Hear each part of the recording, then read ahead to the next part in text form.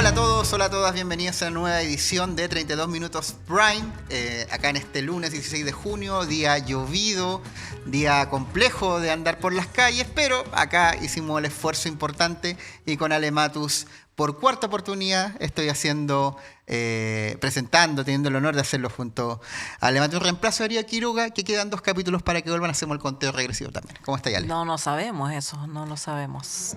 Así A que mí me- no te apures en hacer tú conteo dices que hay una regresivo. posibilidad donde Uno nunca sabe, se uno solamente sabe el expanda. presente. ¿Cómo le dijiste tú esos días con que no está recibiendo remuneración? ¿Cómo es el concepto? Sin goce de sueldo. Sin goce de sueldo. Permiso sin goce de sueldo. Permiso sí. sin goce de sueldo. ¿Cómo estuvo tu finde? Estuvo bien agobiado, diría yo. Estuve muy agobiado viendo noticias de esos fines de semana en que me quedé pegada. Noticias no de Chile. No, noticias no de Chile, sí. Está la cagada. Está la caga. No, está Sí, está la caga. impactante. Mira, Sí, yo para impactante. tratar de despejar mi mente me puse a ver la serie de Chespirito Buena. en HBO Max, que está buena, llevan 2 capítulos, lo Sí. recomiendo. Yo vi El Eternauta, así que... Ay, pero ahí también Qué te pasaste, fuiste a la distopía, po. Sí, bueno, ahí con mi hija nos mandamos una maratón, No, pero la buena. vimos entera. Sí, Buena. buenísima. Buenísima. Lo que pasa es que ahora uno queda con síndrome de abstinencia de la siguiente temporada, porque va a ser como en un año más. Sí, pues, pero Sí. si quería adelantarte, hay un cómic ahí en el pasado que uno puede revisar. Pero bueno, mejor Bueno. veámoslo en plataformas. Está la cagada en el mundo, pues. Irán, Israel, cuarto día de conflicto, el punto más crítico en décadas. Siguen los ataques hasta ahora. Estoy mirando algunos portales de noticias internacionales en tiempo real. Están haciendo minuto a minuto. Bombardeos van, bombardeos vienen. ¿Cómo lo viste tú? Sí, mira, me llamó la atención, por supuesto, que Israel tomara la iniciativa de iniciar esta ofensiva militar contra Irán, que digamos que no es un régimen que califica como régimen democrático, pero todas las guerras involucran civiles. O sea, el primer ataque de Israel supuestamente para asesinar, y como también eso que me llama la atención, como que asesinar a un científico con el argumento que está haciendo bombas nucleares en un país, ese argumento es suficiente para asesinarlo en el edificio donde además mueren 64 personas, entre ellas varias mujeres y niños. De manera unilateral y previendo un supuesto riesgo futuro.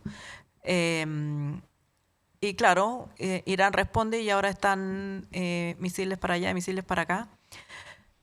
Y a mí lo que me da mucha angustia es saber que justo esa semana además Israel cortó las comunicaciones en Gaza, por lo tanto no sabemos casi nada de lo que está pasando en Gaza, y se desvía la atención con otro conflicto que por supuesto cada vida cuenta, pero se desvía la atención de lo que sigue ocurriendo en ese territorio ocupado, los actos de genocidio.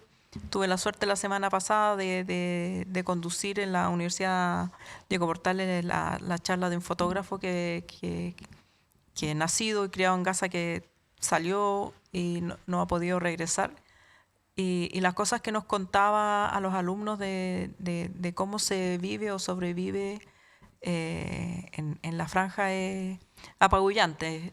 Y súmale además los crímenes políticos que ocurrieron en Minnesota, más la marcha, que ya lo vamos a comentar, la marcha de Estados Unidos, así como me quiero bajar. Para en el mundo que me quiero bajar, sí. como decía Sí. Mafalda. Sí. Oye, el 90% de los muertos que hay en Irán, producto de los bombardeos, son civiles. O sea, ya sabemos que a Israel le importa nada la vida de las personas, el régimen de Benjamín Netanyahu, que también creo que lo hace por tratar de salvarse, va a tener que enfrentar tribunales internacionales que sin lugar a dudas, y si no pasa eso me parece un escándalo histórico, criminal de guerra. No hay otra calificación para lo que está haciendo. Y bueno, Irán respondió y también, claro, están los civiles israelíes, hay chilenos ahí también que han contado de la situación, pero claro, es difícil y yo entiendo a la gente que dice, pero Israel se lo merece y todo. Sí, el régimen de Israel ha sido inhumano, ha sido genocida, pero claro, tampoco por eso uno quiere que mueran civiles israelíes que no tienen la culpa. Hay gente que dice, oye, pero ese pueblo no hace nada, no se rebela ante su Estado. Y yo quiero sacar esto a propósito de una noticia que no sé si viste el fin de, si no te la cuento, de la actriz Mariana Derderian, que grabó un video pidiéndole a don Francisco, famoso judío, que por favor se pronunciara a propósito de lo que está pasando en la Franja de Gaza. Y el argumento que ella daba en el video es, yo soy una persona nomás, no se me ocurre qué puedo hacer para tratar de parar, dijo, somos personas, pero una masa quizás sí tiene poder. Es bien frustrante y uno entiende quizás como el ánimo de hacer un video ante la incapacidad de hacer otra cosa, pero ¿podemos hacer algo? O sea, lo que decía el fotógrafo, porque además yo creo que lo que decía este fotógrafo ahí a los estudiantes es que todos los gestos cuentan. Todos los gestos y preocuparse y solidarizar con Gaza de la manera que cada cual pueda, todo cuenta. Y él lo agradecía. Yo creo que no hay que sentir esa impotencia. Pero no estoy de acuerdo con sacar al pizarrón a otras personas. Yo creo que cada cual se hace cargo de sus actos y si es una persona pública serán las propias audiencias las que te van a pasar la cuenta el día de mañana. Pero yo no creo que es justo pedirle a Mario Kreuzberger que como todo, me imagino, como todo persona que profesa la religión judía o que se considera o que es adherente o no adherente al gobierno israelí, no son a ellos a los que hay que ponerlos contra esa decisión, sino que los gobernantes que toman las decisiones. Bueno, en todo caso hubo gente que sí se manifestó de una forma muy clásica, una marcha que hubo el sábado, que fue en Providencia, fue desde Metro Manuel Montt y concluyó en el Puente Condel, fue cortita, pero sí se hizo escuchar, el mundo dice no al genocidio, Palestina libre de violencia, llevaron carteles, y bueno, ahí hay una instancia donde es un gesto que uno puede hacer como persona, y lo otro ya es pedirle a los estados, los candidatos presidenciales también se manifestaron respecto a esto. Gonzalo Vinter ayer dijo que cortaría relaciones diplomáticas si él fuera presidente con Israel. Carolina Toa no fue tan clara al respecto, pero es una cuestión que yo creo que como está actualmente el conflicto, lo que está haciendo Israel, primero con la Franja de Gaza, segundo históricamente en la zona que era anteriormente de Palestina y ahora con Irán, es para tomar alarmas que ya uno de verdad no sé qué más hacer. Está reunido el G7 ahora con Donald Trump. Trump ya está tirándonos, bueno, no me parece muy bien eso que hagan, pero tampoco sabemos que Trump es un aliado de Israel, no va a hacer nada. Entonces es muy frustrante y te lo manifiesto desde el punto de vista... Yo entiendo a Mariana Derderian, una actriz que además tuvo una tragedia hace muy poco, el fallecimiento de su hijo, y que hace un llamado que cuando uno lo ve parece en algún nivel desesperado, puede ser la palabra. Creo que ella siente mucho lo que sucede ahí y tomo este caso personal de una persona para llevar a lo que debe estar sintiendo miles de personas en el mundo, quienes no viven ahí, y las personas que están en Irán o en la Franja de Gaza o en el mismo Israel están viendo un infierno. Claro, un infierno provocado por Netanyahu y su gobierno que ha decidido, parece que eliminar cualquier sombra de oposición o de lo que él considera peligro. El problema es que eso cuesta vidas a todos los países que él está atacando, pero además de sus propios compatriotas. Irán pagará un precio muy alto por matar mujeres y niños, dijo Benjamín Netanyahu, y yo pienso qué cara de raja este weón. Sí, qué cara de raja, no lo puedo creer, de verdad lo leo esta cuña, que la tengo ahí en un medio internacional, y dan ganas de pegar, o sea, no voy a decir nada. Bueno, más.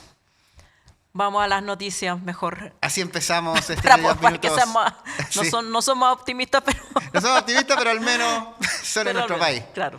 Bienvenido a 32 Minutos Prime.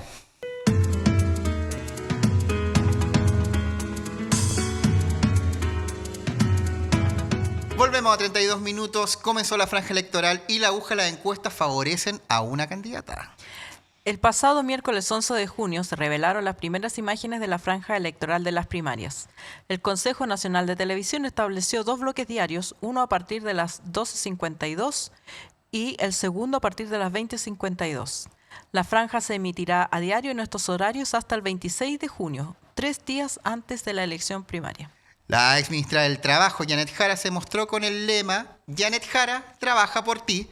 La bandera del PC apostó por aparecer con un despliegue en las calles junto a trabajadores de distintos rubros, con distintas voces que la representaron en su niñez y adolescencia. Jara buscó conectar con el pueblo chileno trabajador que busca un Chile más justo para todos. En tanto, la ex ministra del Interior, Carolina Toá, se presentó con una pieza audiovisual protagonizada por una joven que realizaba rimas al contar la historia de su vida. El relato iba acompañado por archivos que mostraban el pasar de los años de Toá. La candidata al socialismo democrático afirmó que la franja electoral tiene un alcance enorme y va a ayudar a que las personas conozcan más las candidaturas. Por su parte, el diputado Gonzalo Vinter apuntó a una audiencia más juvenil. Con el lema «De frente al futuro», el candidato del Frente Amplio y diputado se mostró en su video hablándole a su hijo sobre el Chile que quiere y la realidad del país. Dentro de la pieza audiovisual se puede divisar a la presidenta del Frente Amplio, Constanza Martínez, a Beatriz Sánchez y al alcalde de Maipú, Tomás Bodanovich. Y por último, el diputado Jaime Mulet presentó su franja con el lema «Porque no estás solo, corazón valiente, Mulet presidente». El candidato de la Federación Regionalista Verde Social apuntó a afrontar el cambio climático, descentralizar Chile, traspasar poder a los territorios. Sin embargo, el inicio de la franja no estuvo libre ni exenta de polémicas. La imagen del ex subsecretario Patricio Tombolini, ex Partido Radical Socialdemócrata, fue mostrada en la franja de Gonzalo Vinter, en el momento que estaba hablando de casos de corrupción. Por esta razón, el presidente del Partido Radical, Leonardo Cubillo, solicitó al Frente Amplio eliminar el fragmento que contenía imágenes de Tombolini. La candidata del socialismo democrático no se quedó al margen y criticó al comando de Vinter. Dijo Carolina Toá: «Yo no voy a hacer interpretaciones. La razón por la cual se pone esa imagen la tienen que explicar ellos. Lo que yo sí veo es que hay grupos que están muy atrapados en una caricatura y tienen una manera de mirar que yo pensaba que estaba superada. Lo considero lamentable». En tanto, el abanderado del Frente Amplio respondió a Carolina Toá a través de un post en X. Carolina Toá ha dicho que estamos atrapados en caricaturas, pero han sido figuras cercanas a su candidatura quienes nos han tratado de violentos, corruptos e incluso de imbéciles, y ella no se ha desmarcado de esas descalificaciones. Lo que nosotros hemos planteado es que en el siglo XXI han surgido nuevos dolores en la sociedad chilena, producto de la desigualdad y la injusticia. Eso es lo que queremos enfrentar con seriedad. Aquello no es una caricatura y mucho menos una ofensa, contraatacó Vinter. Ante esta y las otras confrontaciones que han tenido los candidatos a las primarias, la abanderada del PC afirmó: «Tenemos diferencias programáticas y diferencias de historias de vida, diferencias de experiencias sociales, políticas, pero aquí estamos todos en el mismo pacto porque el adversario no está entre nosotros, está al frente y en la derecha». A esto se le suman los resultados de la última encuesta Panel Ciudadano de la Universidad del Desarrollo. En ese sondeo ubicó a Janet Jara en el primer lugar de las opciones del sector con un 40% de las preferencias entre quienes irían a votar a las primarias. En segundo lugar, con un 34% del apoyo, estará la precandidata del socialismo democrático Carolina Toá y detrás de ellas Gonzalo Vinter con 21 puntos, finalizando con Jaime Mulet, que se lleva el 5% de las preferencias. Quedan menos de 2 semanas para la elección que va a definir al candidato oficialista en las primarias, y para analizarlo tenemos una importante entrevista a continuación con un presidente de partido, es de Acción Humanista, del Distrito 11. ¿Adivinan quién es?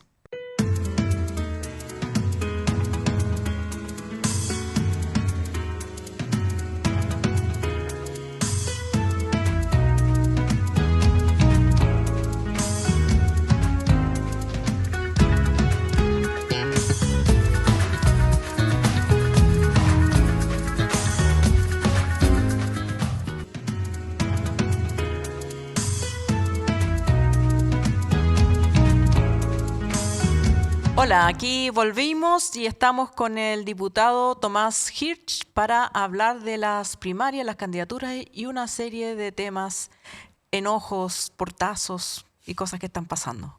¿Cómo estás, Tomás? ¿Qué tal? ¿Cómo están? Hola, hola. ¿Qué tal, Seba? Bueno, primero, vamos, ¿cómo va el entusiasmo con la candidata que ustedes están apoyando? Hay mucho entusiasmo. Yo te diría que partiendo por la candidata, Janet Jara es una candidata entusiasta, esa es la palabra, que le pone todo el día, va, viene, con mucho gusto por lo que está haciendo. Y eso es algo que a mí me parece que es muy relevante en una campaña. Yo he sido candidato varias veces y no me cabe duda que la actitud con la cual uno hace la campaña es muy importante. Esta cuestión no puede ser una cosa grave, pesada.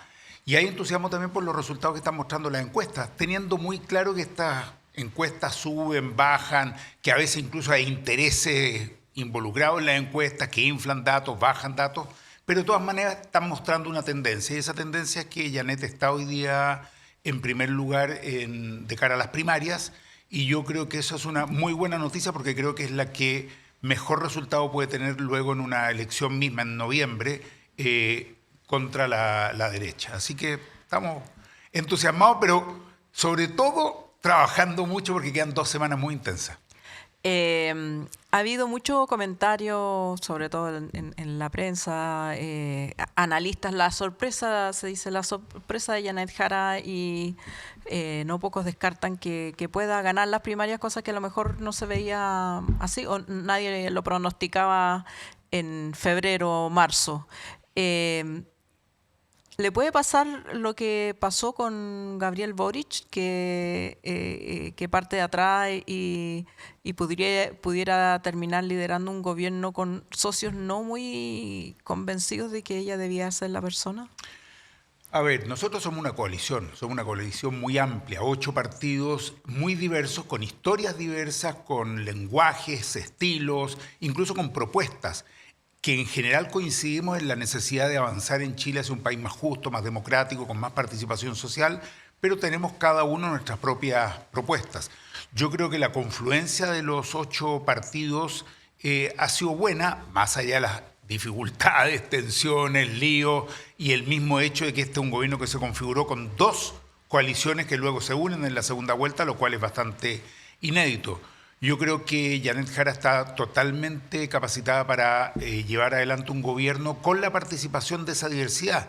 Ella ha mostrado una capacidad de diálogo como ministra del Trabajo que yo creo que es muy valiosa. A mí me tocó verla, porque yo soy parte de la Comisión de Trabajo, dialogando, escuchando, recogiendo propuestas de sectores muy diferentes, incluso con varias propuestas de indicación a la ley muy distintas a lo que ella y nosotros hubiéramos querido, y siempre buscando mecanismos para que eso pudiera cuajar y pudiéramos avanzar en la reforma del sistema de pensiones, que insisto, no es la reforma que ni ella ni nosotros queríamos, pero creo que eso mostró una capacidad grande de ella de convergencia y de diálogo. Así que sí, yo creo que está en muy buena posición para llevar adelante un gobierno.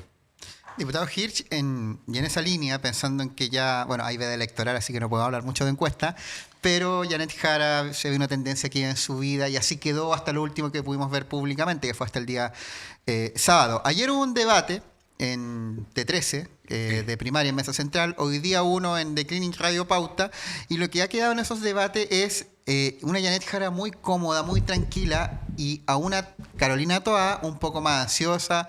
Yo ayer la vi peleando con Jaime Mulet, entonces a mí me sorprendió mucho. Pero principalmente se estaba agarrando con Gonzalo Winter por todo este tema generacional de, por un lado, la crítica desde el post-concertacionismo, no sé cómo llamarlo, donde plantean muy duramente que el Frente Amplio no aprendía nada a propósito del sketch de la Mesa del Poder. Y por otro lado, Winter criticando todavía muy duramente la idea de los viejos anquilosados de la vieja guardia concertacionista. En esa línea Janet Jara se escapa un poco y se queda mirando, pero más allá de quién gane, que hasta ahora se prospectaba bien la candidata a Acción Humanista y del Partido Comunista, y entiendo que la Izquierda Cristiana también, creo que son tres los partidos que están sí, alentando a la bandera comunista.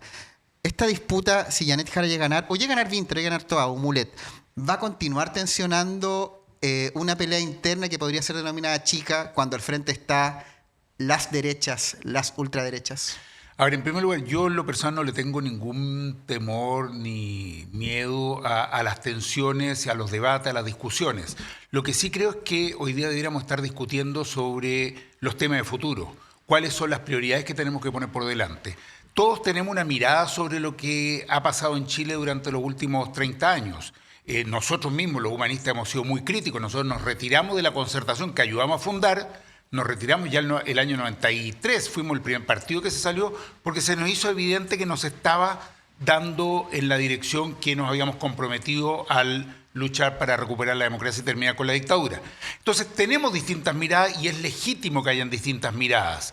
Pero hoy día me parece que lo más relevante es saber qué vamos a hacer a futuro en términos sociales, en términos políticos, en términos económicos, en términos de relaciones internacionales, de descentralización, en los temas como la vivienda, la salud, la educación. Esos son los temas que ha estado tocando Janet. Entonces, teniendo una mirada que no la rehuimos sobre el pasado, me parece que quedarse enfrascado en esa discusión, porque yo también lo he visto en los dos debates, me parece que es inconducente. Creo que más tiene que ver con ver cómo se logra posicionar uno u otro y Janet en ese sentido está muy tranquila. Entonces está poniendo la mirada en lo que queremos lograr, en lo que demanda nuestro país y no en la mirada hacia atrás, que también será un tema a debatir, pero no me parece que sea el momento ahora. Ha habido las tensiones que han subido tal vez de temperatura más de lo esperado. Al principio se decía que era una primaria muy fome porque estaban todos tomados de la mano y ahora parece que tomaron la receta del conflicto muy a pecho. ¿Qué pasó? Cuéntenos, ¿qué reunión se suspendió? ¿Cuál no se suspendió? ¿Cuáles son los motivos de estos portazos y malas caras? Está buena la pregunta porque un diario, La Tercera, va a ser bien preciso, publicó una cosa bastante confusa. Nosotros los lunes en la mañana tenemos a las 10 de la mañana reunión de presidentes de partidos políticos y del oficialismo. Y a las 11:30 de la mañana reunión de comité político ampliado en La Moneda. Lo que se suspendió es la reunión de presidentes de partido político de las 10 de la mañana porque los presidentes del socialismo democrático manifestaron que no iban a asistir en señal de rechazo, repudio, enojo, molestia por estas declaraciones cruzadas, por esto de la franja de Winter y cosas por el estilo. Debo decir que efectivamente no ha sido fácil el trabajo en este momento por distintos motivos. En el caso nuestro, como Acción Humanista, hemos manifestado nuestro profundo desagrado, sorpresa, que dos presidentes de partidos de la coalición, concretamente, me gustan los nombres, Paulina Bodanovich y Jaime Quintana, hayan votado a favor un proyecto de ley presentado en el Senado de reforma del sistema político que lo que hace es dinamitar la coalición y la unidad que nosotros tenemos, poniendo trabas increíbles para que distintos partidos puedan elegir a diputadas y diputados en la próxima elección. No así a los senadores, que no los toca, son una suerte de intocables. Además, metiendo la mano, el codo, el hombro en la urna de un modo absolutamente insólito, porque es un proyecto que hace que si un diputado sale electo, supongamos en Arica, con un 40% de los votos, pero su partido no obtiene el 5% a nivel nacional, es decir, en Punta Arenas, en Coyhaique, no sé dónde, ese diputado no asume y en su reemplazo asume uno del partido, obviamente de ellos. Entonces a mí me parece que es una cuestión impresentable y me ha chocado mucho que dos presidentes de partidos de la coalición hayan votado a favor en el Senado. No me cabe duda que en la Cámara de Diputadas y Diputados ese proyecto no va a avanzar y va a quedar ahí muriendo, pero la señal es muy inadecuada.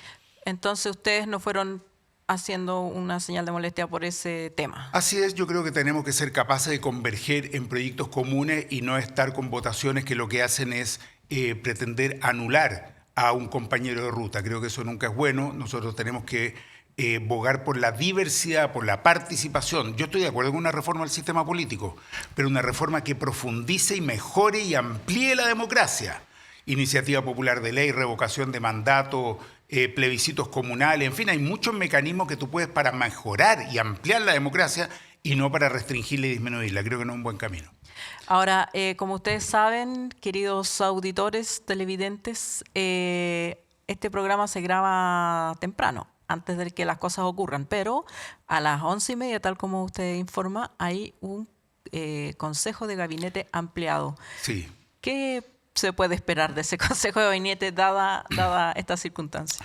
Los comités políticos ampliados que tenemos los lunes en la mañana, yo creo que han sido buenos, pero básicamente son informativos del gobierno respecto de en qué se está, cuál es la agenda legislativa de la semana, cuáles son las prioridades, cuáles son los temas más relevantes.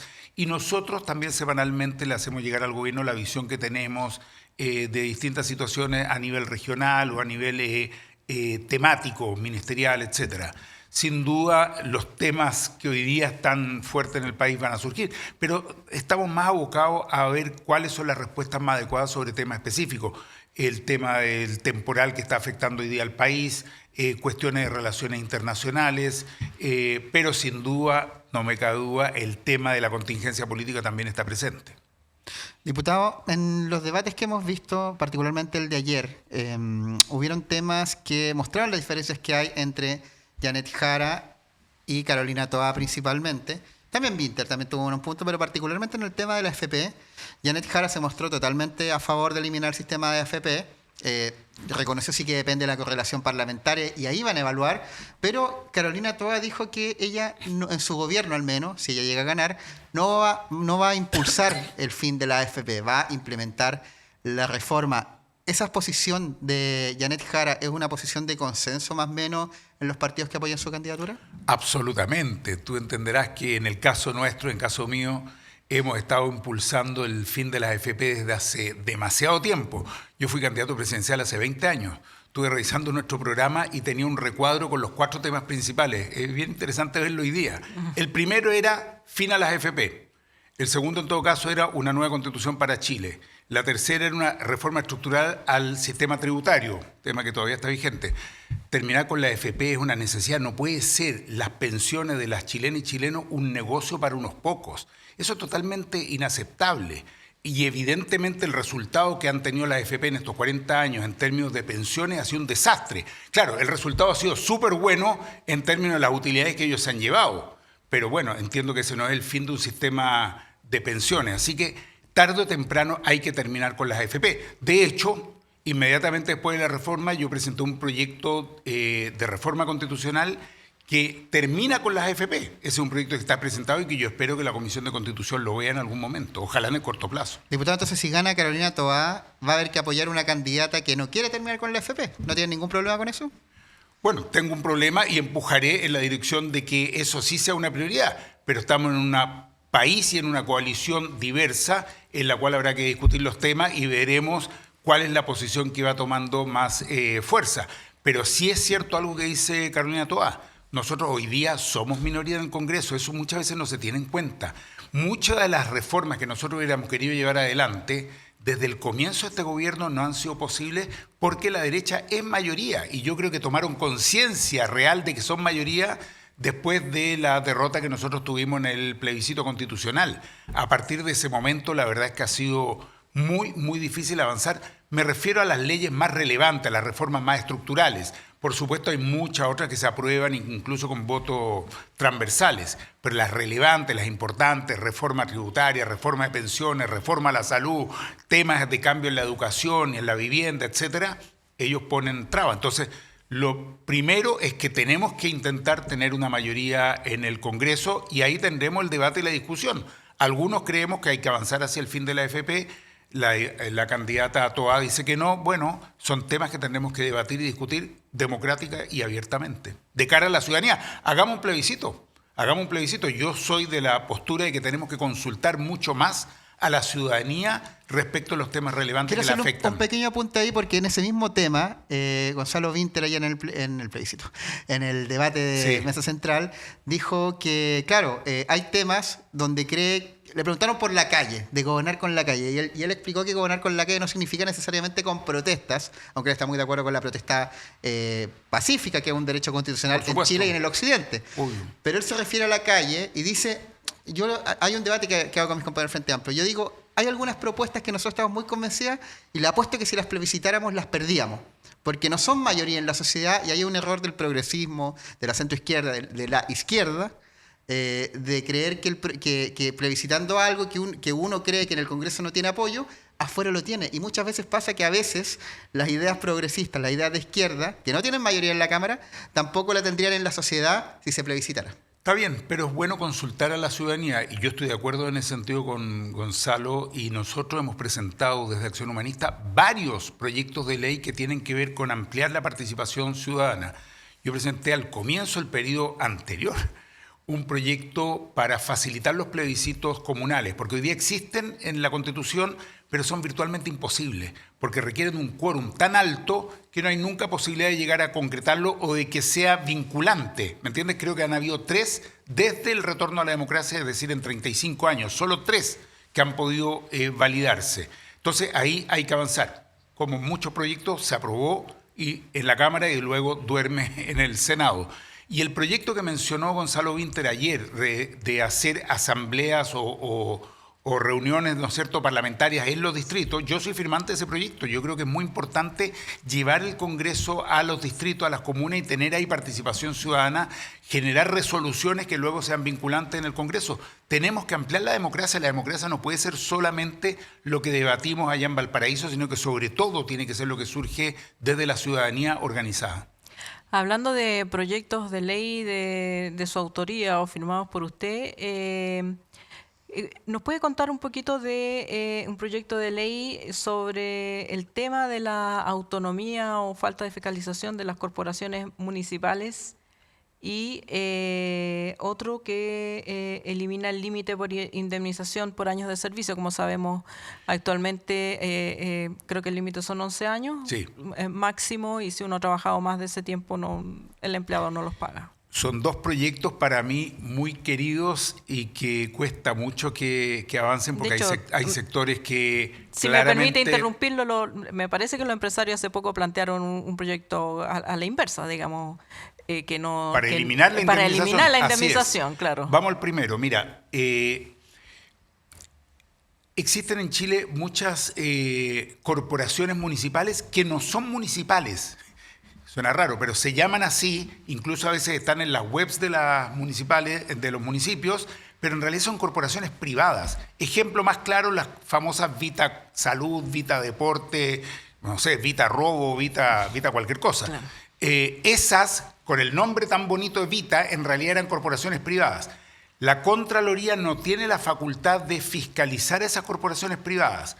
Tiene la facultad de fiscalizar a la municipalidad y la plata que le entregan a las corporaciones. No quiero enredar mucho la cosa, pero si la municipalidad les entrega 50 millones de pesos, la Contraloría puede ver que efectivamente le entregó. Lo que no puede ver la Contraloría es cómo se utilizaron esos dineros en esa corporación y si están bien utilizados o no. De hecho, fue un gran tema en el caso de Vitacura. Claro, porque la corporación rinde, pero puede rendir, por ejemplo, honorarios de arquitectos, 20 millones. Honorarios no sé qué, diseñador, 10 millones. Bueno, pero ¿cómo se utilizaron? Por lo tanto, yo presenté un proyecto a partir de lo que pasó en Vitacura, pero también en Lo Barnechea, y con el tiempo hemos visto que en Las Condes es más escandaloso todavía, con la famosa Asociación Municipal de la Zona Oriente, que agrupa estas 3 municipalidades que han recibido más de 5.000 millones de pesos en todos estos años, que es no se sabe dónde está, cómo se utilizaron. Bueno, presenté un proyecto de ley para que Contraloría sí tenga la facultad de fiscalizar no solo a estas corporaciones, sino que a cualquier organización que recibe dineros públicos. Por supuesto, no las que reciben 10.000 pesos, un club deportivo que le dan 10.000 pesos, 50.000 pesos, un club de adultos mayores. Lo pusimos de un límite hacia arriba, de alrededor de 500.000 pesos al año, una cosa así. Bueno, nosotros creemos que es fundamental, lo hablamos en su momento con el Contralor anterior y con la Contralora actual y ellos evidentemente estaban totalmente de acuerdo y decían necesitamos esta facultad, porque si no estas platas se van para allá. El tiempo nos ha dado la razón. Después de mucho debate se discutió en la Cámara de Diputados, se aprobó en la Comisión de Gobierno Interior, luego se aprobó también en la sala, el gobierno le puso urgencia, está en el Senado y el Senado lamentablemente las urgencias no las toma muy en cuenta que digamos y ahí ha estado sin avanzar. Así es que un proyecto que creemos que el tiempo nos dio la razón, que es necesario y urgente para tener una fiscalización respecto a estos casos escandalosos de corrupción, sobre todo en las 3 comunas más ricas del país, que son las que están en el distrito que yo represento, Las Condes, Vitacura y Lo Barnechea. El segundo proyecto que tú mencionas, el de los 11 años de indemnización, en Chile existía la indemnización sin límite. Desde hace muchísimo tiempo, desde hace décadas, durante la dictadura, se redujo eso a un máximo de 5 años. Indemnización, 5 años, punto. 4 o 5 años. Al recuperar la democracia, eso se amplió a 11 años, pero de todas maneras tiene un límite que es absolutamente injusto y que le expropia al trabajador y a la trabajadora un derecho. Si un trabajador ha estado 10, 15, 20 o 30 años en empresas, diversas empresas, tiene que recibir una indemnización equivalente. Es decir, nosotros decimos año trabajado, año pagado. Así de simple, porque ese es un derecho que deben tener los y las trabajadoras. Bueno, hemos presentado este proyecto de ley junto a nuestro comité, a la bancada Partido Comunista y Acción Humanista, y está en la Comisión de Trabajo. Y tal como tú has dicho, y me parece bien aclararlo, estamos grabando en la mañana, pero hoy día en la tarde, lunes, se va a votar en la Comisión de Trabajo y no me cabe duda que cuando se vea este programa ya va a estar aprobado en la comisión y debiera pasar rápidamente a la sala para que también ahí se vote o se le agreguen indicaciones y continúe su proceso tramitación legislativo. Diputado Hirsch, pensando que ya estamos en la parte final de la actual administración, también la actual legislatura, hay también elecciones parlamentarias, y a propósito de lo que comentaba al principio, que bueno, este programa, como lo dijo la Ale, es grabado, por ende, lo que le voy a comentar ya pasó cuando esto aparezca al aire. Pero Socialismo Democrático declinó totalmente bajarse de la participación en la moneda del comité político de hoy. A propósito de la campaña del que comentábamos, del video de la Mesa del Poder. Usted como presidente de partido, que es habitué de ese espacio, porque le corresponde, que también acá nos habla de los proyectos de ley que quiere impulsar en este tramo final, ¿cómo va a ser la convivencia? ¿Cómo va a ser la convivencia? Yo no lo había visto en este gobierno, que no quisieran ir al comité político, es inédito. ¿Cómo van a llevar a cabo las urgencias legislativas, los debates en este clima de tensión? ¿Lo va a complicar? ¿Van a ponerse de acuerdo? Vamos a verlo después cómo estuvo, porque en el futuro y el pasado, como estábamos contando. Solo un detalle y después voy al fondo. Lo que se ha dicho es que no se participa de la reunión de presidentes de partido del día lunes en la mañana. Al comité político todos han confirmado y he estado chequeando, han confirmado su participación. Vamos a ver cuando se vea este programa si fue así, pero están todos confirmados por ahora. Pero más allá de eso, sin duda la convivencia no siempre es fácil. Y yo, como decía al comienzo de este programa, yo no le tengo miedo a eso, al debate, a la discusión, a la confrontación de ideas, sin la descalificación personal, porque me parece que está de más. Pero no ha sido fácil y probablemente estos últimos 9 meses van a ser más difíciles porque estamos en un periodo electoral. Primarias ahora en 2 semanas, ¿no es cierto? Primera vuelta en noviembre, segunda vuelta en diciembre, conformación del siguiente gobierno. Si somos gobierno, bueno, va a venir todo lo que significa armar un gobierno nuevo, quién va, quién no va, cómo se estructura. Y si vamos a hacer oposición, también implica toda una revisión interna, probablemente hayan sacadas de cuentas, sin duda van a haber ese tipo de cosas. Entonces no va a ser un periodo fácil. ¿Qué creo yo que lo facilita? Y puede que me acusen de ingenuo o naif. La mirada puesta en seguir gobernando, respondiendo a las necesidades de la gente. Te doy un ejemplo muy claro. Yo que estoy en la Comisión de Vivienda, yo presidí la Comisión de Vivienda y he sido un entusiasta impulsor del plan de emergencia habitacional. Yo creo que es de las buenas cosas que se han hecho en este gobierno. Yo estoy empeñado en que pase de ser de un plan de emergencia de este gobierno a una política de Estado, que se mantenga, se continúe y se desarrolle más aún en los próximos gobiernos, sea del color que sea.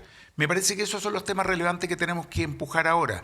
Creo que tenemos que sacar una reforma al sistema de salud, más allá de que queden 9 meses, o por lo menos empujarla, porque no podemos seguir con un sistema que no responde, ¿no es cierto?, a las necesidades de la mayoría de las familias chilenas.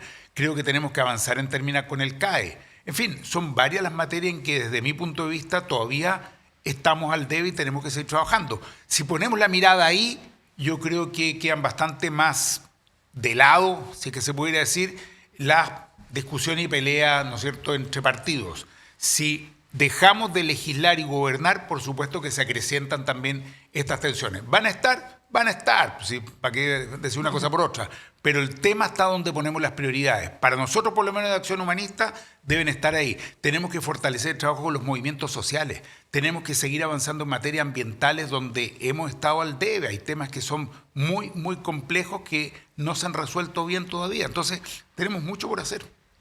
Muchas gracias, diputado. Veremos cuando vean este programa a la noche si hubo peleita o no ¿Qué hubo pasó? peleita.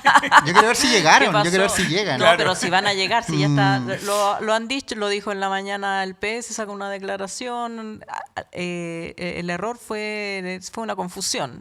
Bueno, pero sí la que se suspendió fue la reunión de presidentes de Sí, partido. razón Claro, más que suficiente sí. para que todos vean este programa, pues, para saber Claro, qué para pasó. saber, claro. Claro. Lo sabremos, lo comentaremos el próximo lunes. Claro. Sí. Muchas Muchas gracias. Gracias a usted, que esté muy bien. Inconfondibile. Indimenticabile.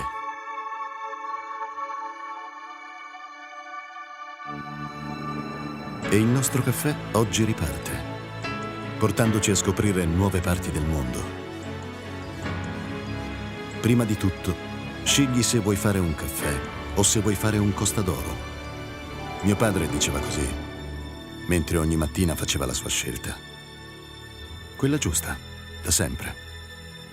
Ecco dove ci porta il nostro viaggio.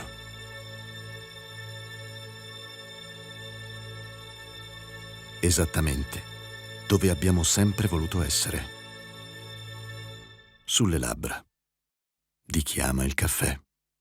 Estallido social en Estados Unidos. ¿Qué está pasando en las protestas de California?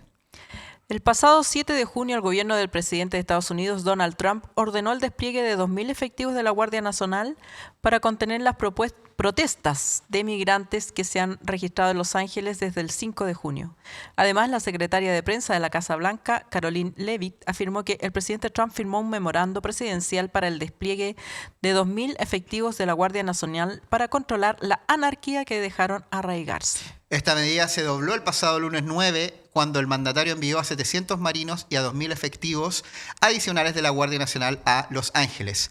Por orden del presidente, el Departamento de Defensa está movilizando 2.000 efectivos adicionales de la Guardia Nacional de California para apoyar al Servicio de Control de Inmigración y Aduana, más conocida como ICE o ICE en español, y permitir que los agentes federales cumplan con sus funciones, publicó el portavoz del Pentágono, Sean Parnell, en X. En tanto, la alcaldesa de Los Ángeles, Karen Bass, declaró desde el martes 10 de junio estado de emergencia local y anunció un toque de queda nocturno que todavía está vigente en el centro de la ciudad desde las 20 horas hasta las 6 del día siguiente. La medida se ha mantenido y no se sabe con exactitud cuándo se detendrá. Sin embargo, California no es el único lugar donde se están realizando protestas contra las redadas migratorias del gobierno de Trump. Desde el martes 10, miles de personas se han tomado las calles de Nueva York manifestando su enojo contra el Servicio de Inmigración y Control de Aduanas al grito de "Hice pa' fuera" y "Chinga la migra", con banderas mexicanas, puertorriqueñas, peruanas, colombianas, cubanas o palestinas. Los neoyorquinos se han sumado a las manifestaciones. Además de Nueva York y California, ha habido manifestaciones este fin de semana en diferentes estados del país, como Illinois, Nuevo México, Pensilvania, Nevada, Florida, Massachusetts, Georgia, Minnesota, Kentucky y Washington. En total, se reportaron en más de 2 docenas de ciudades y es posible que estas se solapen con las miles de protestas anti-Trump ya convocadas a nivel nacional. A esto se le suma que este domingo el presidente Trump encabezó un desfile militar con un despliegue de magnitud para conmemorar el aniversario 250 del Ejército de Estados Unidos, coincidiendo con su cumpleaños. Todo esto en medio de las protestas y a pesar de la reciente muerte de la congresista demócrata Melissa Hortman y su marido en medio de un tiroteo en Minnesota. Vamos a tener un interesante entrevistado para hablar de todo lo que está pasando en Estados Unidos, pero quería agregar la información de que el asesinato de Melissa Hortman, diputada del estado de Minnesota, y su marido se suma a otro intento de asesinato que había ocurrido un poquito antes de un senador demócrata y su mujer que afortunadamente sobrevivieron. Ya capturaron esta mañana se informa que se capturó al sospechoso, un votante furioso de Trump que llevaba una lista de 70 personas a asesinar del Partido Demócrata y de organismos de defensa de los derechos reproductivos de las mujeres.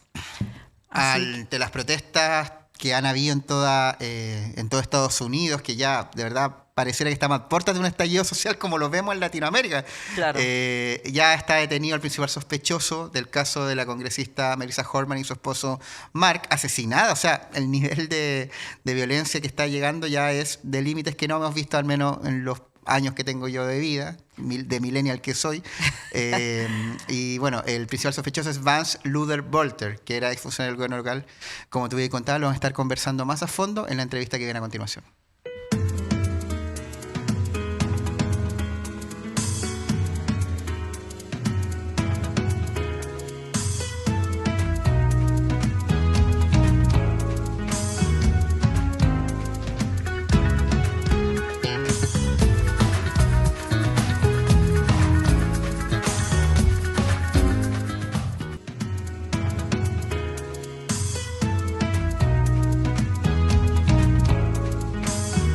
Protestas, marchas militares y asesinatos políticos, todo en un fin de semana en Estados Unidos. Para entender lo que está pasando allá, estamos con el académico Felipe Agüero, académico de la Universidad de Chile, pero además quien vivió mucho tiempo en ese país, así que esperamos tener alguna luz de entendimiento de lo que está pasando. Felipe, se ha dicho o se ha titulado que lo que pasa en Los Ángeles, por ejemplo, podría ser una especie de estallido social similar a lo que ocurrió en Chile. ¿Cómo lo ves tú? Mira, no todavía. No es un estallido social. Es una serie de protestas que comenzaron por el arresto de inmigrantes por la agencia especial ICE dedicada a esto, con sus métodos que son bastante duros, violatorios de derechos, y que ha despertado la animosidad de mucha gente, que ven cómo entran a restaurantes, a lugares de trabajo, a sacar gente. A jardines infantiles. Separando madres de hijos, etcétera. Y eso provoca una reacción espontánea de mucha gente que se terminó en una manifestación. Según la policía de Los Ángeles, esto era completamente controlable, era una manifestación normal, sin violencia, y que era perfectamente manejable por la policía local, así lo decían los jefes policiales locales. Pero Trump interpretó esto como una oportunidad para acercarse a ese afán que tiene de buscar un pretexto para apelar a una legislación antigua anti-insurrección y que le permite desplegar a los militares con más soltura. Entonces, anticipándose a eso, llamó a 700 Marines y federalizó la Guardia Nacional contra lo que se establece que debe ser el propio Estado, el gobernador, el que moviliza a su Guardia Nacional, escalando una situación de conflicto que estaba perfectamente normalizada y controlada. Entonces, lo que hay, y que se expresó finalmente en todas las manifestaciones a través de todo el país, es una reacción contra este nuevo paso que da Trump, que va también de la mano de pasos para politizar al ejército.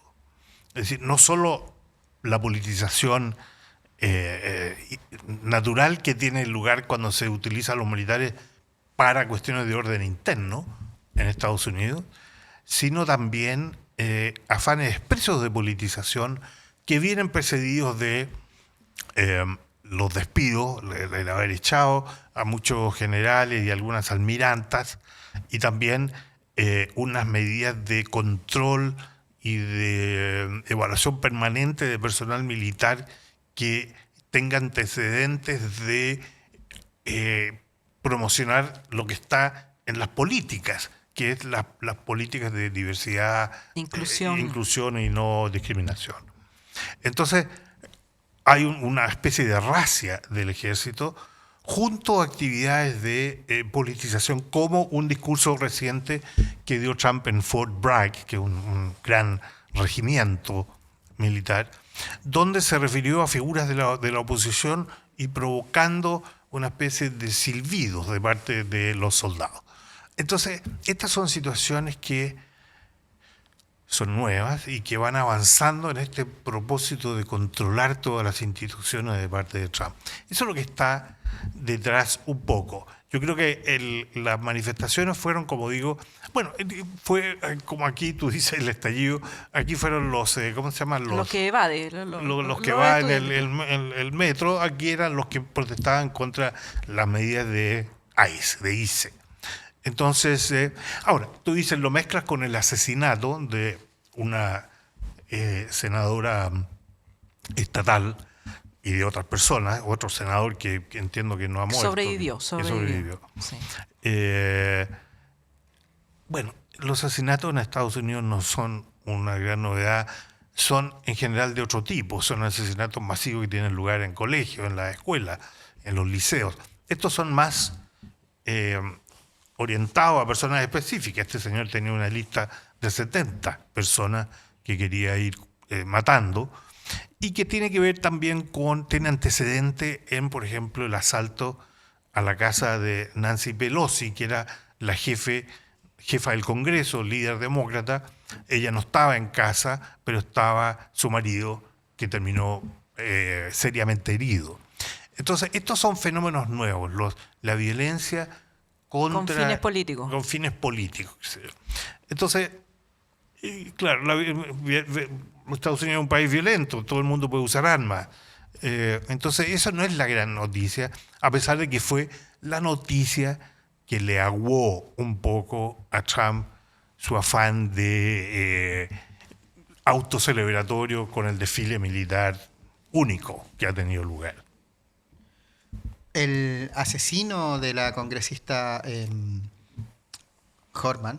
Melissa Hortman, estaba movido por una ideología, o sea, un asesinato de carácter ideológico, político, terrorista. Y claro, usted comentaba, por cierto, que los asesinatos en escuela, el uso de armas, es algo que está normalizado en alguna medida en Estados Unidos, pero que hayan sido ataques tan puntuales donde fue a la casa de unos congresistas que sobrevivieron, pero una congresista y que sobrevivió, y la segunda que falleció junto a su esposo, en sus casas particulares, no están llevando un paso más allá la radicalización de los discursos movilizados por esto que se conoció como la alt-right, la alternative right, que dio paso a estas derechas neofascistas del siglo XXI, que tienen toda una estética distinta, es muy de internet, es también movida por caudillos, y Donald Trump es el principal, podríamos decirlo.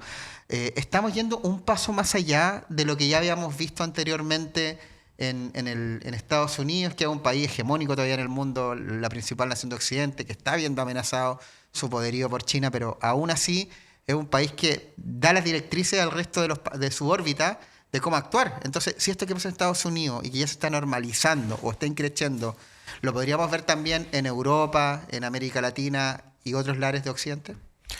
Mira, en relación a la violencia en particular, yo creo que es el resultado en Estados Unidos ahora de un ambiente que va creando Trump mismo, o sea, el mismo presidente.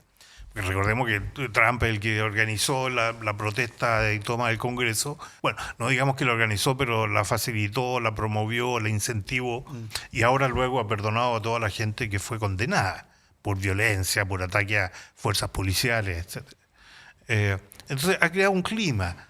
También cuando hubo, ¿se acuerdan ustedes?, un atropello masivo de manifestantes, sí, por parte de un radicalizado de derecha, y que Trump dijo, no, pero está bien, hay malos tanto en ambos lados. O sea, crea un ambiente permisivo para la violencia, la forma como él se dirige a la gente, los epítetos que usa. O sea, ha creado un clima nuevo que hace que mucha gente, individuos, alentados por su propia pasión ideológica, se sientan como amparados, como que es parte de una misma misión. Cuando el vicepresidente habla de que las universidades son los enemigos, yo creo que no es lejano el tiempo de unos libres que empiecen a asesinar a profesores, a académicos, a gente. En fin, o sea, porque crea un ambiente permisivo, eso es lo que está ocurriendo. Ahora, lo que tú señalas es una cosa adicional, de que hay movimientos culturales y orgánicos de la derecha más extrema, que tiene una dimensión transnacional y que está conectada con Europa y que tratan de coordinar actividades junto con sus pares europeos, eso no hay ninguna duda, pero este tipo de violencia en Estados Unidos yo creo que es parte de este ambiente permisivo del propio presidente, que es lo grave. Felipe, y esta fantasía que tuvo él y que la llevó a la práctica con este desfile bastante patético en realidad, porque el soldado gringo no está acostumbrado a las marchas y se veía bastante desordenado comparado con los desfiles que uno ve aquí, las paradas todos los años, porque se llevan todo el año entrenando para desfilar.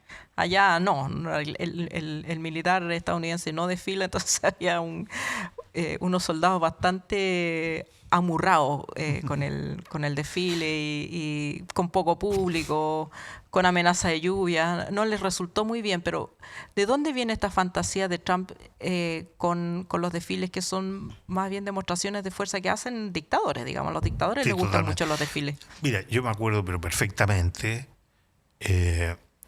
durante la visita o justo después del regreso de su visita a Corea del Norte, Trump, en su primer mandato, después de ver cómo se organizan las cosas y las manifestaciones oficiales de Kim Jong-un, Kim Jong-un, el líder jerarca, de el Corea del emperador, Norte, sí. Trump dijo, esto es interesante, es bonito esto, cómo tanta organización y tanta cohesión detrás del líder, esto es algo que vale la pena mirar. Y bueno, impresionado también con todo el orden, ¿cómo se llama? La disciplina de su fuerza, etc. Entonces, él venía ya con ese bicho de que él merece, como líder en Estados Unidos, una cosa similar. Bueno, y lo ha dicho de otra manera ahora, como decir que nosotros también necesitamos demostraciones que signifiquen el aprecio que le tenemos a nuestras propias victorias. Entonces, él venía ya con esta idea, el bicho de una parada militar, como la ha visto en Francia, etc. Claro, Entonces, se menciona mucho la de Francia porque es un país democrático, no se menciona la de Corea del Norte. Claro, no que menciona, pero yo creo claro, que es el pero bichito que tiene. ahí esa era mucho más impresionante que la francesa. No, y por eso hay un video que han circulado millones, Sí. donde muestra, esto es lo que quería Trump, Claro. muestra la marcha de Corea del Norte y luego Y la que logró. La que logró unos tanques bien, sí, con mucho chirrido y con desfiles de tropas que no van No van coordinadas, que no claro. van a mí me recordó es como cuando en los kindergarten organizan Claro. marchas, y se van. Marchas de niños. Una Claro. cosa así. Ahora, y tiene que ver con lo que tú dices de que no hay en Estados Unidos una práctica de desfile, salvo destacamentos muy especiales, para ocasiones muy especiales. Y también hay que decir que lo que hemos visto nosotros por la televisión o por no sé qué, son fragmentos. En realidad, Claro. las marchas sí tuvo momentos más Más glorioso. gloriosos, más disciplinados, mejores momentos de los que... pero en fin. Pero lo principal, creo yo, es que representa, pero respondiendo a tu pregunta, es que representa esta obsesión que tiene Trump de mostrar unidad bajo el líder de una forma jerárquica. Y eso es lo que él quisiera ver. Y por eso que aparece tan frustrado con lo que realmente ocurrió, que no había gente apoyando esto. Fue un desfile largo y deslucido. No pasaron los aviones esos que pasan para el 14 de julio en Francia con la estela blanca, azul y roja. Pasaron unos helicópteros, ¿no? Es como... Se imaginó como los Pillan, los aviones Sí, Pillan. claro. Entonces, fue un poquito de lucida. Mi propio pronóstico es que Trump va a decir esto no puede ser y va a dar instrucciones para que la próxima sea, si no a la coreana, por lo menos a la francesa, pero eso va a costar mucho más que 45 millones que costó ahora. A mí lo que me llamó la atención como espectadora fue que antes, en el momento así como de calentarla a la audiencia, aparecieron unos sponsors privados que tuvieron como sus minutos de fama ahí hablando, unos sponsors bien raros, que en realidad tampoco parecían empresas como muy solventes, hablando de los contratos que tenían con el ejército y distintos, digamos, servicios que prestaban. Parece que ese habrá sido el pago que recibieron por contribuir a este desfile que costó $50 millones. ¿Cómo está la relación entre, lo menciono esto como un síntoma, ¿no? de ¿cómo se apea el poder privado, las empresas en este gobierno extraño que supuestamente está tomando medidas comerciales para favorecer el interés de Estados Unidos, pero donde hay muchos especialistas que dicen que no hay ninguna política real, no hay ninguna consistencia en lo que está planteando? Sí, yo tengo esa impresión de que no hay una consistencia clara. Toda la cuestión tarifaria, comercial, y que no tiene gran apoyo de sus propios aliados empresariales. Y que están todos pendientes a ver en qué va a terminar, y esto el propio gobierno dice que tiene una lista de acuerdos comerciales que van a dar el cierre a esto y donde Estados Unidos va a salir como el ganador. En fin, no está claro cómo esto va a terminar. Pero la pregunta tuya es bien importante y no hay una respuesta clara, creo, respecto de cuál es efectivamente la alianza. Si uno lo mira así, más como de clase, de bloque social, económico. El poder, en el claro. poder.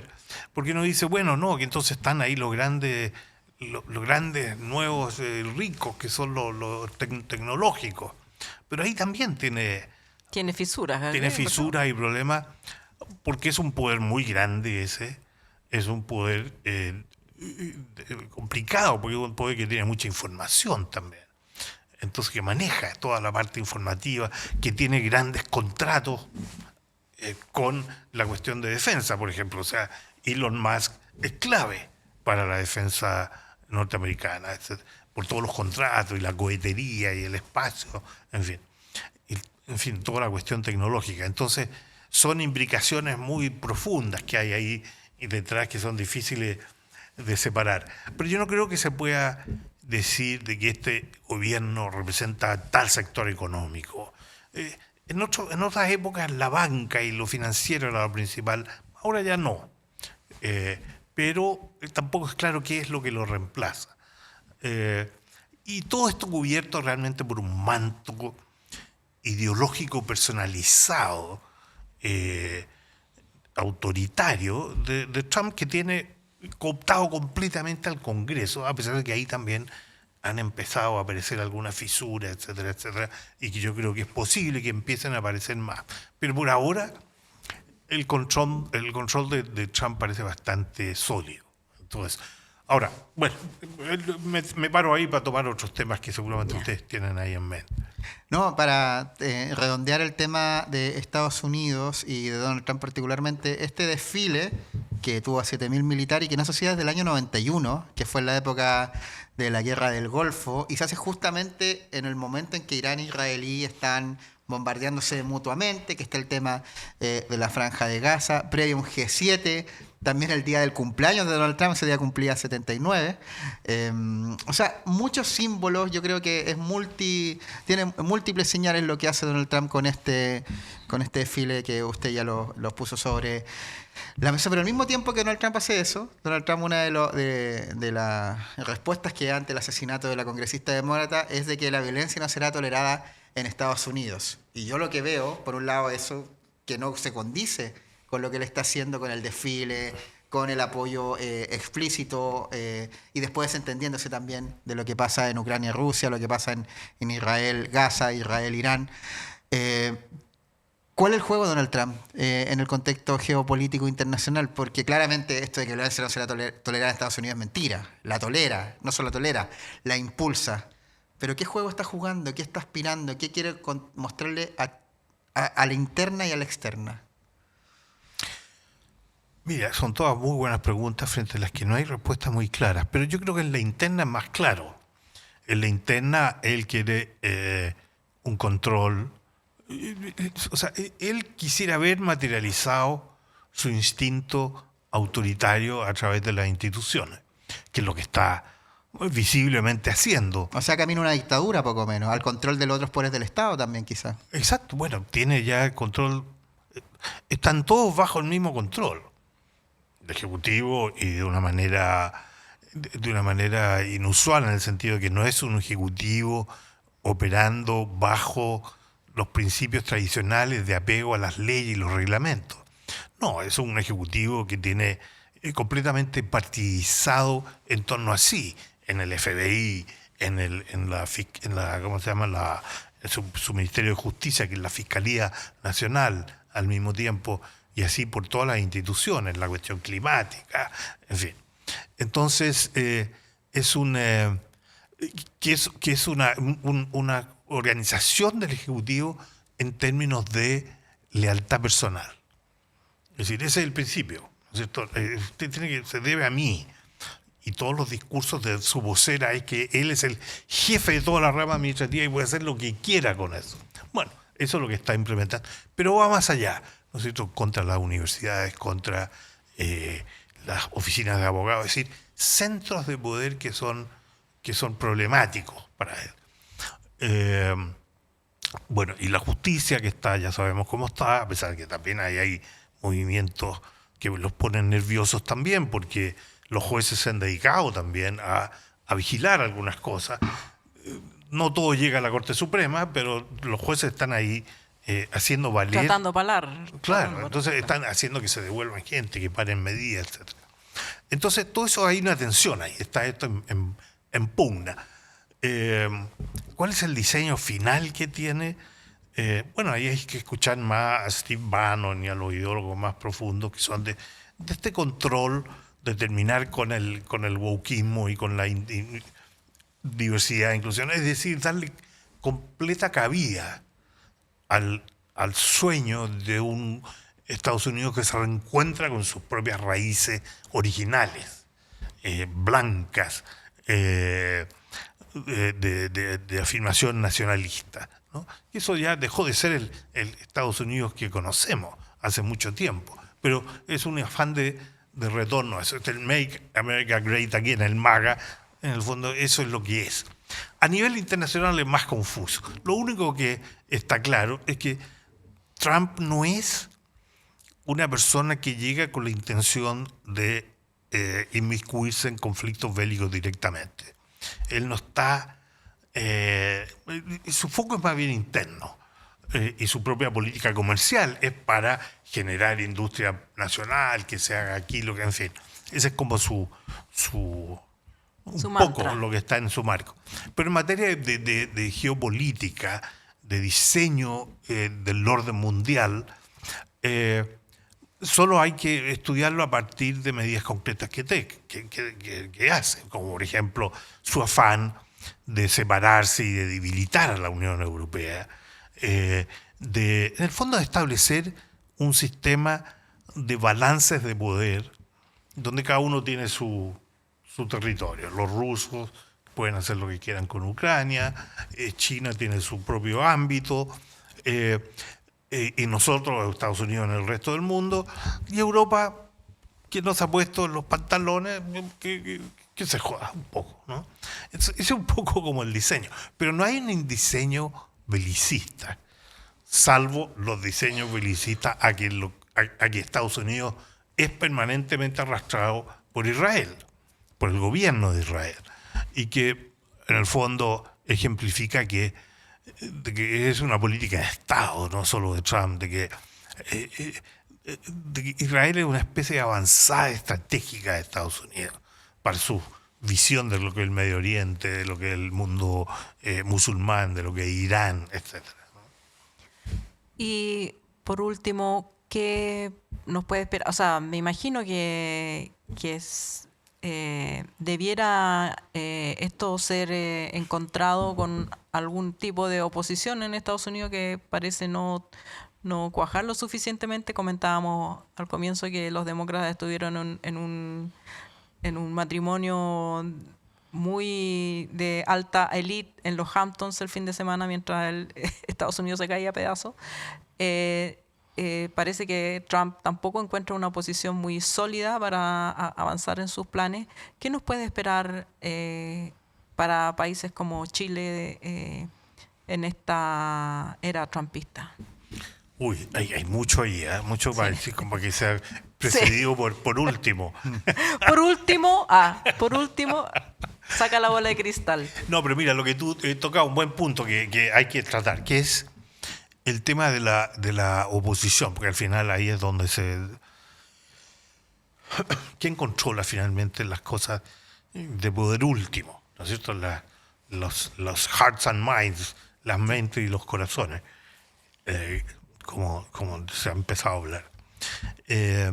Y eso es incierto y claro, hay manifestaciones, todas las que ustedes mostraron un poco antes, son reales. No Kings, pero parece que tampoco estaban organizadas por el Partido Demócrata. No tienen necesariamente que ser organizadas por el Partido Demócrata. El Partido Demócrata no tiene una postura consistente, coherente como tal.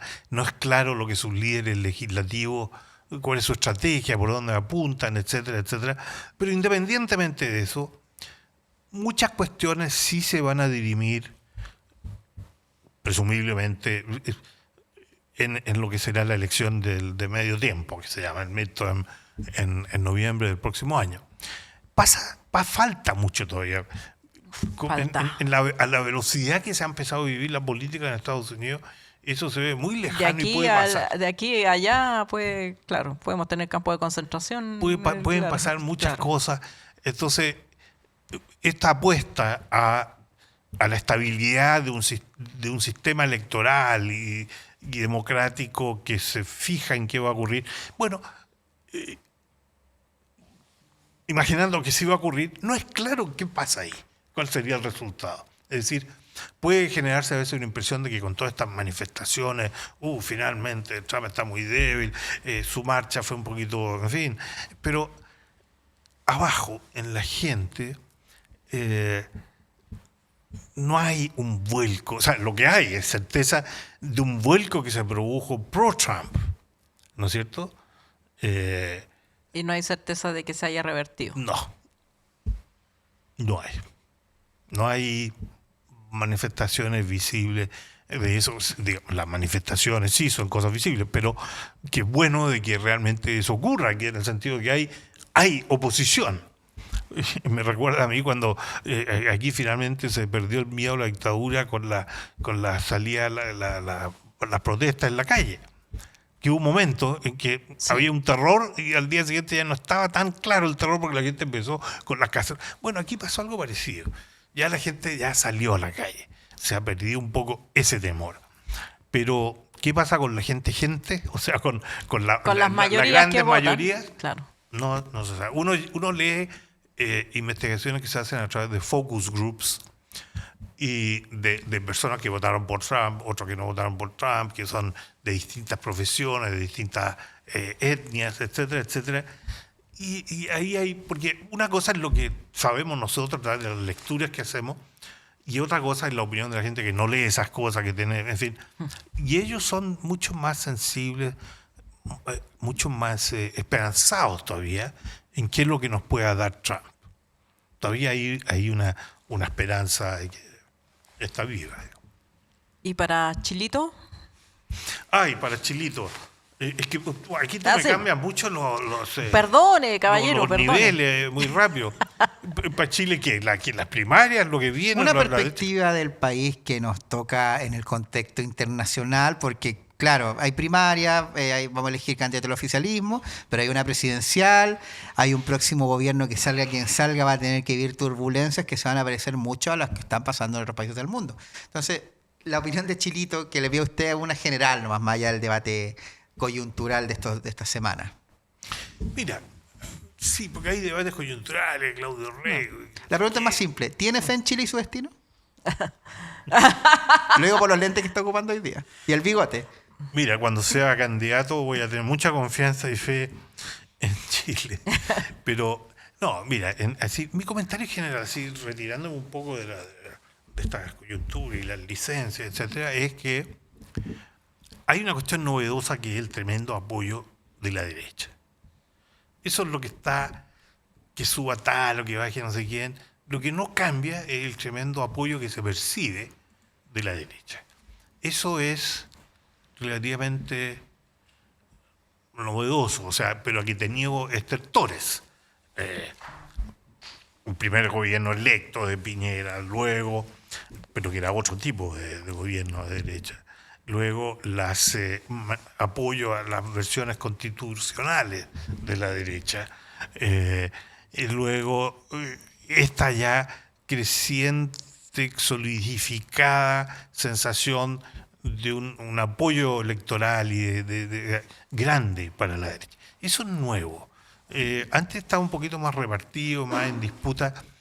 Eso es nuevo y lo que lleva finalmente a la gran pregunta sobre cómo se articulan proyectos enfocados en una democratización que logre construir mayorías. Porque en el fondo también esto es una reacción al gobierno de Boric en el sentido de que es un gobierno que la tuvo todo difícil porque tuvo una oposición muy fuerte, con grandes ideas de hacer cosas que no se pueden hacer si no se tienen mayorías. Entonces uno va y dice, a ver, ¿dónde está la mayoría? Bueno, están como para el otro lado. Entonces si tú me dices, ¿cuál es la visión de Chilito? Yo la veo así, por ese lado. ¿Y el escenario internacional lo dejamos para otra vez. Ya. ¿Y Trump ayuda a esa solidificación de las posturas de derecha? ¿O No necesariamente. No necesariamente. No necesariamente. Yo creo que bueno, o sea, en la derecha Cast, sí se ayuda. Porque esa es la alianza Trump-Bolsonaro, en fin, ese paquete. Esa es la transnacional. Esa es la transnacional y ayuda. Ahora, ayuda si es que los chilenos pro-Cast vean que lo de Trump es una cosa buena. Y eso es muy difícil. ¿Cómo se llama? A ocultarlo. ¿Qué está pensando el chino sobre Trump? Pero yo creo que si ayuda a eso. No creo que mucha más. Hay mucha gente en la derecha que es muy crítica a lo de Trump, empresario, por la gran incertidumbre que crea Trump. O sea, no se puede confiar en una persona que cambia de opinión primero a cada rato, que elige aliados hacia dedo y que luego los sepulta, en fin. Entonces, a eso a la derecha no le gusta. La derecha se cree su propio discurso sobre necesitamos la certidumbre. Con Trump no las ve. Tampoco las ve para sus hijos que van a Harvard. Claro. ¿Están preocupados de eso también? Felipe Agüero, analista internacional, académico, nos dejó muy claro cómo entender este mundo enfermo y triste, o no sé cómo llamarlo, como me recuerda a distopía que leí alguna vez en libros de George Orwell o de Adolf Huxley. Parece que, o Black Mirror, va a estar más en los tiempos presentes. Así que muchas gracias por la explicación y el análisis. Muchas gracias a ustedes por sus preguntas múltiples y de todo nivel y al mismo tiempo. No te preocupes. Pasando aquí te damos un tecito de pasiflora para que se pase. Un tecito de la paz. Muchas gracias, Felipe Agüero. ¿Y con esto estamos terminando ya o nos queda programa? Sí, pues no, estamos ¿nos queda terminando programa? el programa. No, nos queda una noticia. Nos queda una noticia. Se nos acaban los entrevistados hoy. Sí, volvemos recargados la próxima semana con más entrevistas por una noticia. Muchas gracias, Felipe, y volvemos pronto acá en 32 Minutos Prime. Inconfondibile. Indimenticabile.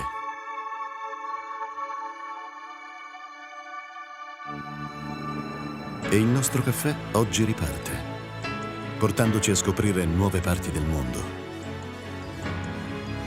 Prima di tutto, scegli se vuoi fare un caffè o se vuoi fare un costadoro. Mio padre diceva così, mentre ogni mattina faceva la sua scelta. Quella giusta, da sempre. Ecco dove ci porta il nostro viaggio.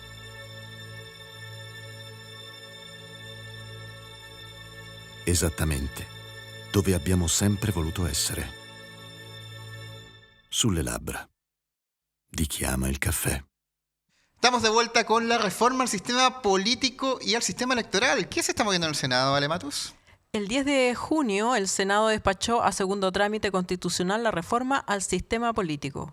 Esta propuesta fija un umbral del 5% de los votos en la elección de diputado o tener 8 parlamentarios para que los partidos puedan acceder a la representación en la Cámara de Diputados. Si una colectividad no cumple con estos requisitos, tendría que ceder su escaño a otra tienda que sí los cumpla. Además, el proyecto establece la causal de cesación del cargo de aquellos legisladores díscolos que renuncian a sus partidos o se cambian de bancada. Sin embargo, ante la negativa que provocó el umbral del 5%, los promotores del proyecto fijaron una norma transitoria que baja el umbral al 4% o a 4 parlamentarios. Además, permite la posibilidad de que los partidos declaren por única vez la voluntad de fusionarse con otra tienda si es que no logran este piso de exigencias. El único punto que venía aprobado de la Comisión de Constitución que se rechazó fue una norma que eliminaba la inhabilidad de dirigentes gremiales y vecinales para ser candidatos parlamentarios al mismo tiempo. Esta era la única indicación que había propuesto el Ejecutivo, que había sobrevivido del trámite de la Comisión, pero los senadores de derecha votaron en contra. Además, durante la misma jornada del martes, el Senado también votó la reforma al sistema electoral. Con 30 apoyos, 8 rechazos y 3 abstenciones, fue aprobado en su primer trámite constitucional el proyecto que establece multas para los electores que no sufraguen en las elecciones y plebiscitos. En específico, lo aprobado por la Comisión de Gobierno Interior y que se debatió en la sala del Senado establece que la falta por no votar será sancionada con una multa a beneficio municipal de 0,5 a 5 unidades tributarias mensuales, es decir, entre 34.000 y 340.000 pesos. Además, los senadores acordaron doblar la sanción en caso de reincidencia en las 2 últimas elecciones. El otro gran debate giró en torno al voto extranjero. Desde el Ejecutivo plantean establecer mayores requisitos para que los extranjeros puedan votar, incluyendo tener 5 años de residencia definitiva y que el ingreso al país haya sido de manera legal. Actualmente en Chile pueden votar todos los extranjeros que residan por un mínimo de 5 años en el país, independiente de si su residencia es definitiva o temporal. Al respecto, el ministro Elizalde sostuvo que al imponer multas vinculadas al sufragio obligatorio, se hace imprescindible que en el país se dé el debate sobre la participación electoral de los extranjeros ante el gran número de migrantes.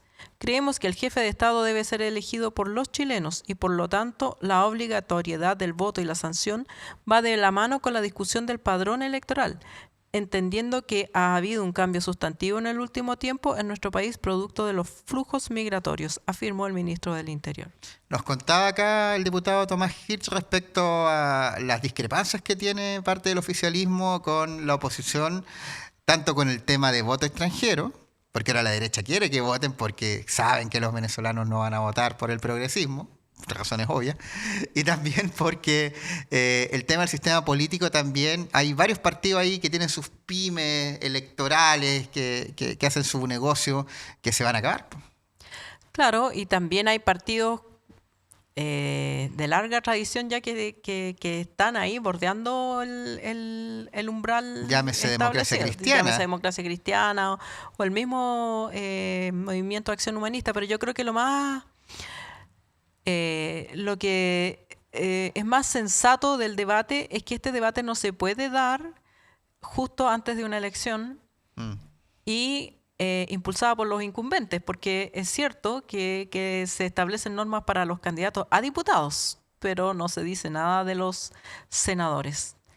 Y lo que me parece triste es que esta norma que instauró la dictadura, de que no pueden postular dirigentes sindicales, dirigentes sociales al Parlamento, que en mi opinión ha empobrecido la calidad de la política, porque puede postular cualquiera, pero nadie que sea dirigente social, fue rechazada con los votos de derecha y por lo tanto ese que podría verse un cambio sustantivo, significativo, que dirigentes sociales y sindicales puedan postular, queda fuera y sin embargo se mantienen estas otras normas que pueden ser sensatas algunas o o no sensatas, pero que en el contexto de darle a los senadores un estatus privilegiado sobre los diputados parece muy, muy arreglado la mesa de cumpleaños. Sí, justo debate previo a elecciones que vienen en camino. Muy complejo, pero como siempre, 32 Minutos Prime y todos sus otros pequeños subproductos que ofrece en su menú